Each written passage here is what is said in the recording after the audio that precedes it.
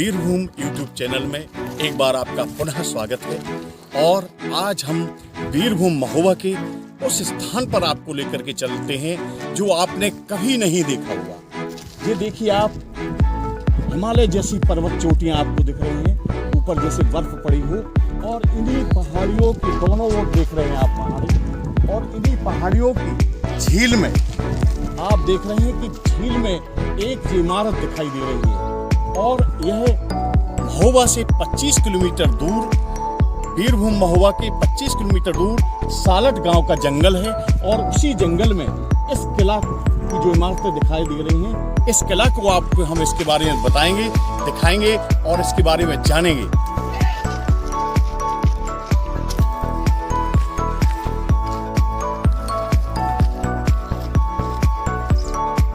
और हम जो है अब माणोगढ़ जिसे कहते हैं, यानी सालट के जंगल के जो बीच में स्थित है किला, उसके मुख्य दरवाजे पर आ चुके हैं। और अब हम चलते हैं अंदर, देखते हैं कि इस किले के अंदर क्या क्या चीजें हैं। तो हम किले के अंदर के मुख्य द्वार पर चलते हैं।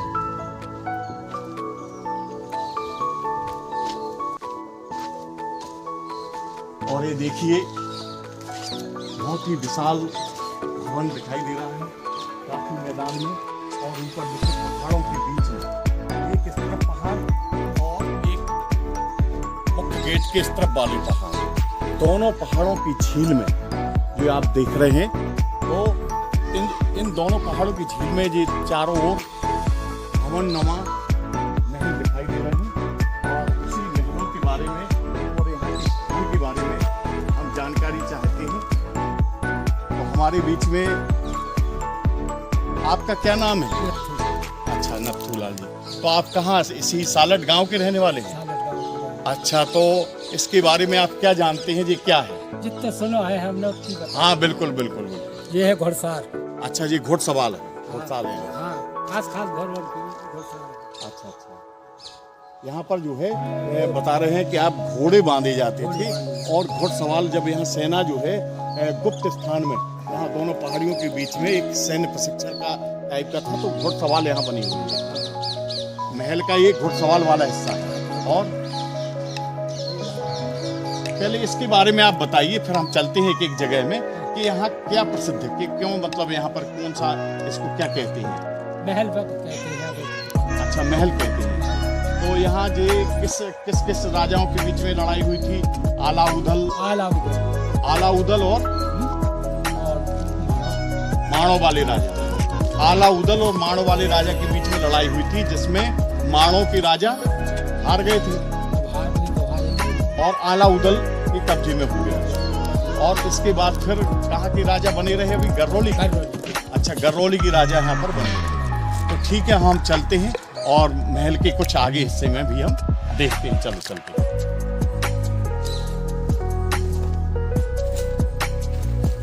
और अब हम आ गए हैं जो महल का यहाँ का मुख्य हिस्सा है। ये देखिए आप बारीकी से, कितनी डिजाइन जो है, अभी भी भवन पूरा जीट से हो चुका है। पेड़ों की इसमें जो है इस प्रकार देख रहे हैं आप, जड़ें, दीवार खोलकर पूरा भवन गिरा चुकी है। देख रेख के अभाव में ये जड़ें, जो वृक्षों की जड़ें यहाँ पर आ चुकी हैं, और ये महल पूरा जीर्ण शीर्ण हो चुका है। तो यहाँ बताते हैं कि ये राजा का मुख्य महल हुआ करता था। और इन्हीं पेड़ों के बीच से मैं आपको यहाँ तालाब का भी नजारा दिखा रहा हूँ। और यहाँ से जो है राजा लोग जो है इस नेचुरल दृश्य को भी देखा करते थे। और यहाँ से भी नजारा आपको सामने दिखाई दे रहा है। अब हम महल के कुछ और हिस्से आगे चल सकते हैं।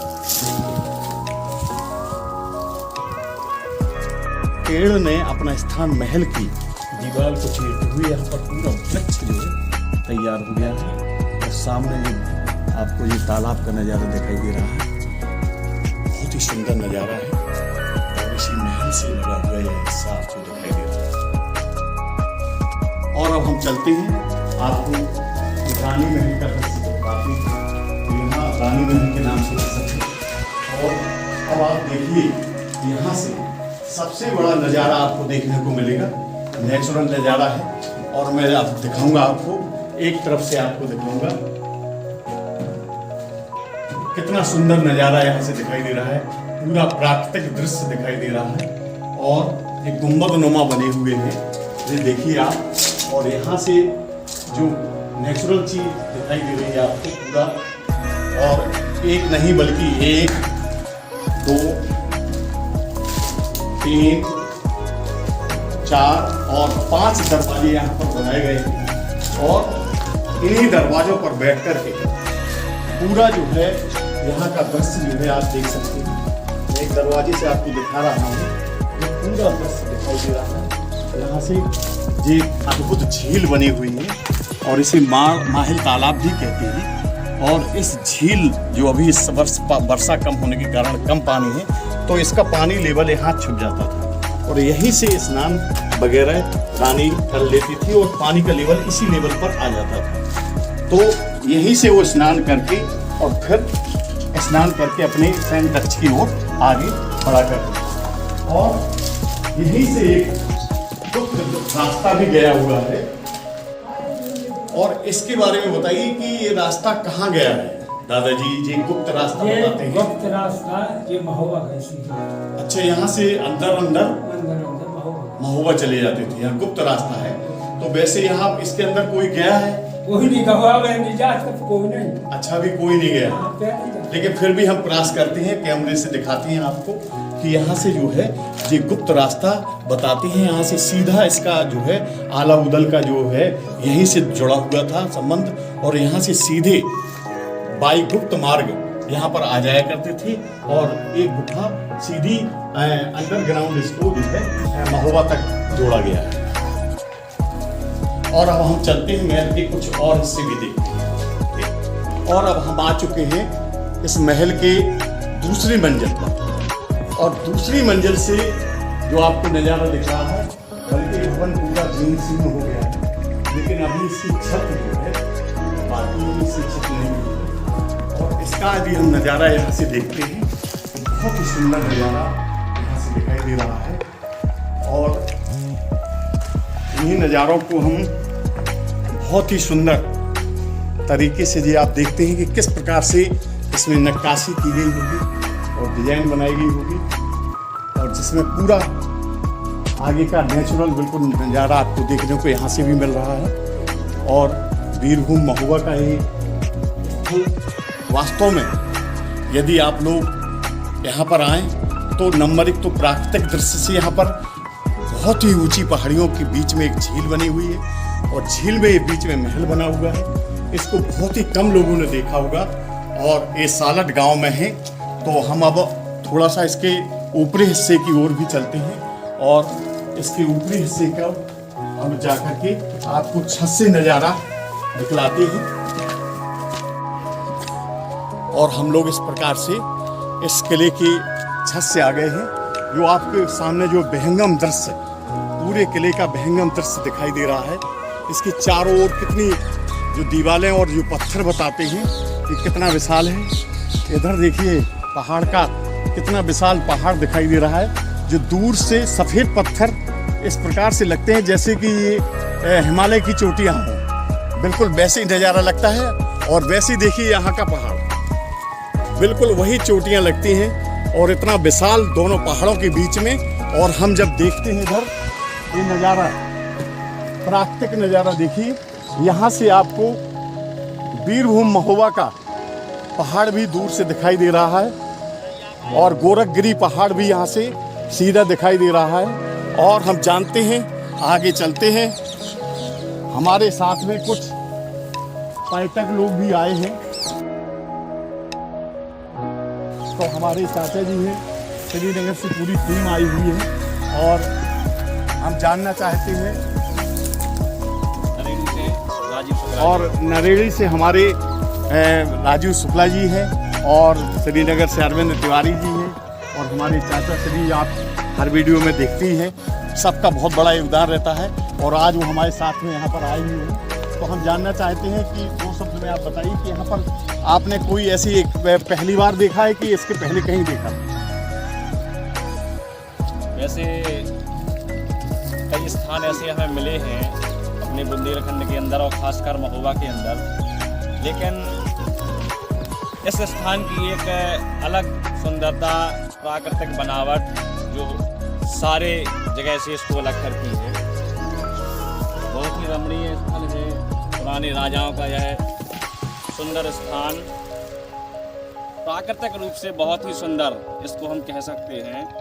लेकिन पुरानी विरासत अब दूर हो रही है हमसे, क्योंकि इनका कोई निर्माण करने वाला कोई नहीं है, बिल्कुल इनको सही सजोने वाला कोई नहीं है। बिल्कुल सही कहा कि हमारे पास यहाँ पर बीरभूम महोबा में एक से एक पर्यटक स्थल है। यदि इन्हें हम थोड़ी सा भी प्रशासनिक सहयोग मिल जाए और इन स्थलों को यदि हम डेवलप कर दें तो यहाँ पर एक पर्यटन हब के रूप में हम विकसित कर सकते हैं। और पूरे महोबा मुख्यालय को हम अपने क्षेत्र से, जैसे श्रीनगर का किला है, सालट का किला है, और भी हमारे चरखारी का किला है, और कबरी का मकरबई का मठ है, खरका मठ अभी आपको दिखाएंगे, उरवारा मठ है। यदि जनपद के हम इन स्थानों को यदि जोड़ दें और इसकी एक मैप में पर्यटन मैप बना दें तो निश्चित ही यहाँ पर पर्यटक आएंगे और हमारे इन ग्रामीण क्षेत्रों का भी विकास होगा और निश्चित ही एक आय का साधन भी बनेगा।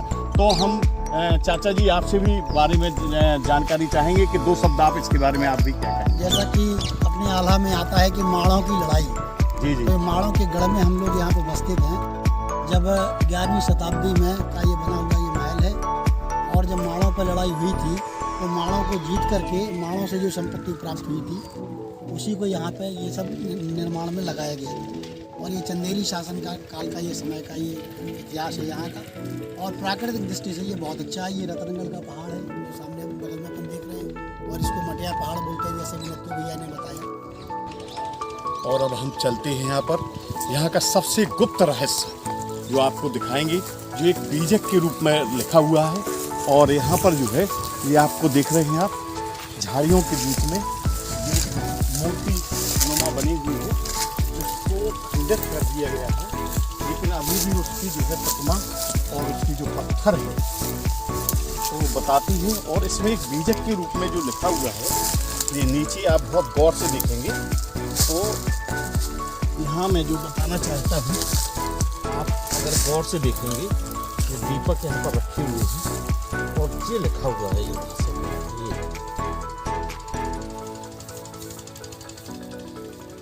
तो इस भाषा को जो है आप लोग पढ़ सकते हैं। और ये बहुत प्राचीन मूर्ति है जो यहाँ के पूरे इतिहास के बारे में बताती है।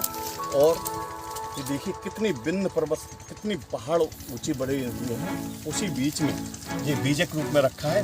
क्यों दादाजी आप थोड़ा सा आइए इधर बारे में, और हमारे बुजुर्ग जो अभी हमें मुलाकात हुई है, तो क्यों दादाजी आप बताइए कि इस मूर्ति का क्या कहते हैं, हम इस मूर्ति को क्या कहते हैं? इसे कहते हैं करुआ बाबा। अच्छा, इनको करुआ बाबा नाम से जानते हैं। तो ये बीजक किसी ने पढ़ पाया, इसका बीजक क्या लिखा हुआ है? जो नहीं पता चला, कोई नहीं पढ़ पाया। अच्छा, किसी ने नहीं पढ़ पाया, तो निश्चित इसमें यहाँ का रहस्य लिखा होगा। निश्चित है। चलो चलो, बहुत अच्छा है, बहुत अच्छी जानकारी दी है।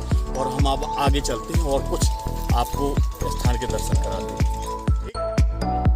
और यदि आपको ये वीडियो अच्छा लगे तो आप निश्चित ही वीरभूम ऑफिशियल चैनल को सब्सक्राइब करें और लाइक करें और शेयर भी करें।